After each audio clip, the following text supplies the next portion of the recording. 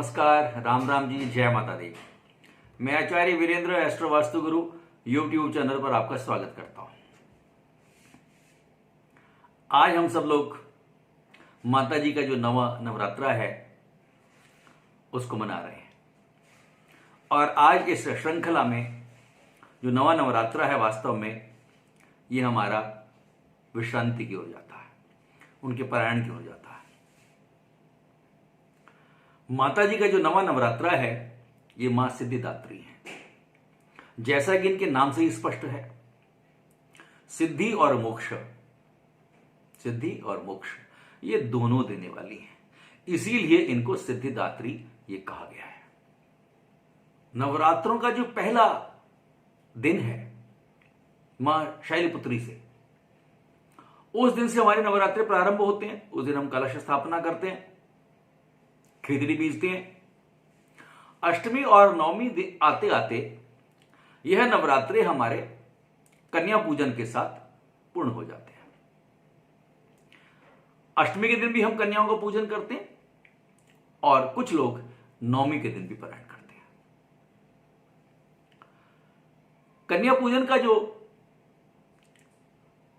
संदर्भ है, कन्या पूजन का जो हमने यहां पर अपनी परंपराएं बनाई हैं, मैंने अपनी पिछली वीडियोस में भी कहा है, मातृशक्ति के प्रति, नारियों के प्रति यह हमारा सद्भाव है, उनका सम्मान है। मां का विधि विधान पूर्वक ये पूजन ये अपने को करना चाहिए। और मां सिद्धिदात्री की अगर हम विधि विधान पूर्वक ये पूजा करते हैं तो हमारी सारी समस्त मनोकामनाएं ये पूर्ण होती हैं। केवल मनुष्य नहीं, देवता हैं, यक्ष हैं, किन्नर हैं, दानव हैं, ऋषि मुनि हैं और जितने साधक गण हैं और जो गृहस्थ जीवन में जी रहे हैं, वो सभी माता जी की पूजा और आराधना ये करते हैं, क्योंकि सिद्धिदात्री हैं, यही सिद्धियां देने वाली हैं। समस्त देवताओं ने जो सिद्धियां प्राप्त की, समस्त देवी देवताओं ने जो सिद्धियां प्राप्त करी, वो उनको मां सिद्धिदात्री ने ही उनको दी है। इसीलिए इनको सिद्धिदात्री भी कहा जाता है। इनकी पूजा करने से यश, बल, धन, बुद्धि इनकी प्राप्ति होती है।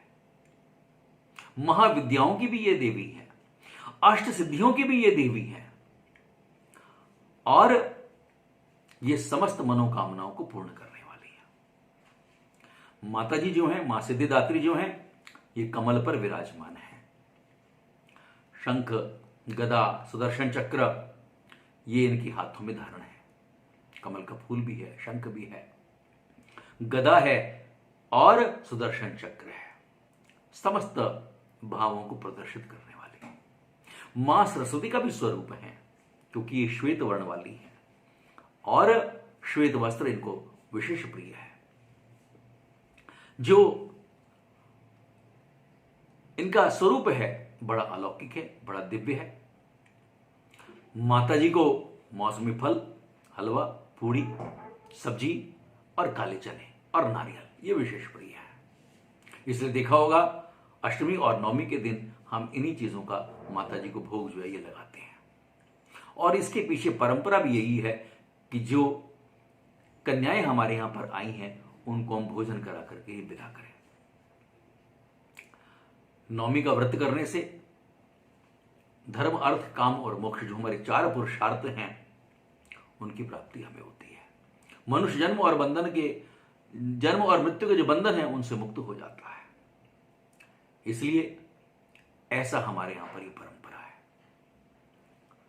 कन्याएं जब हमारे यहां पर आए, सबसे पहले उनके चरणों को धुलवाएं, उसके पश्चात स्वच्छ वस्त्र से उनके पैरों को पोंछें, उनका तिलक करें, मौली बांधें, पैरों में अपना सर को नवाएं और उनका आशीर्वाद लें।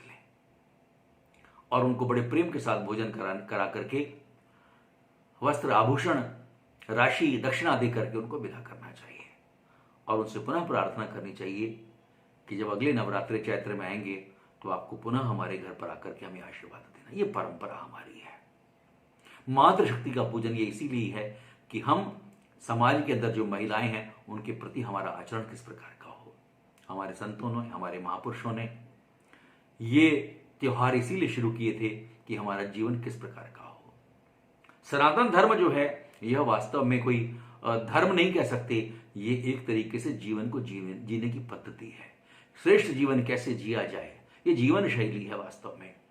ऐसा हमारा धर्म है जो हमें श्रेष्ठ जीवन जीने की ओर, आगे की ओर अग्रसर करता है।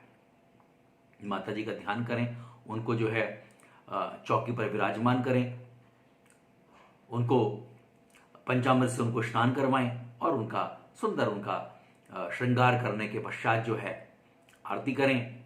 और उसके पश्चात जो है अपने को परिक्रमा करनी चाहिए। अपने स्थान पर खड़े होकर के ही हमें प्रदक्षिणा, जिसको हम कहते हैं, 3 बार प्रदक्षिणा करें, अपने स्थान पर खड़े हो जाएं और हाथ जोड़ करके माता जी का ध्यान करते हुए अपने स्थान पर 3 बार घूम जाना चाहिए। इसको प्रदक्षिणा कहते हैं, ये करनी चाहिए। और जो प्रसाद घर में बनाया है, कन्याओं को पहले भोजन कराने के पश्चात, उसके पश्चात स्वयं ग्रहण करना चाहिए। ऐसा हमारे यहाँ पर है। माता जी का ध्यान करें, माता जी का पूजन करें, उनका आशीर्वाद हमें मिले, ऐसी मेरी आप सबको शुभकामनाएं, आशीर्वाद हैं।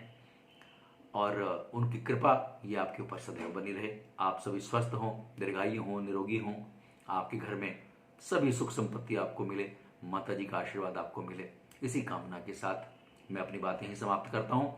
इस वीडियो को ज़्यादा से ज़्यादा आप शेयर करें और लाइक करें। इसके अलावा जो है सब्सक्राइब ज़रूर करें, जो बेल आइकन है उसको दबाइएगा, ताकि जो हमारे धर्म की जो प्रचार प्रसार है ये घर घर तक हमारा पहुँचे। ये दर्शन हमारा जो है हम लोगों को समझा पाएं कि दुनिया की अगर कोई श्रेष्ठ जीवन शैली है, जीवन पद्धति है, तो सनातन धर्म है। नमस्कार, राम राम जी, जय माता दी।